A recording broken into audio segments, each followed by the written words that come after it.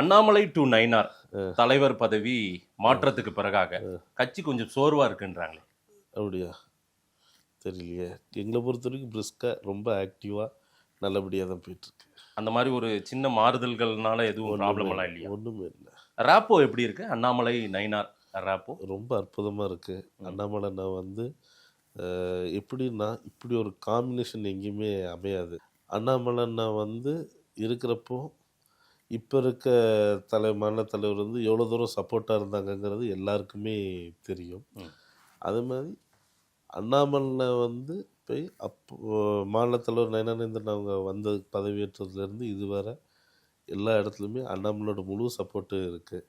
ஜென்ரலாக பார்த்தீங்கன்னா வந்து பதவியில் வந்து ஒருத்தர் வந்து பிறகு இன்னொருத்தர் பார்த்தீங்கன்னா அந்த கட்சியில் வேண்டிய ஆட்களை போடணும் வைக்கணுங்கிறது ஒரு இயற்கை. நமக்கு வேண்டிய ஆட்களாக எடுத்து போட்டால் ஒர்க் பண்ண வைப்போங்கிறது இயற்கை. அப்போ வந்து அண்ணாமலை பீரியடில் இருந்த அதே ஜிஎஸ்ல இருந்து அதே துணைத்தில் இருந்து 70-80% இன்னைக்கு பயணம் செய்கிறாங்க. அப்படியா இருக்கு?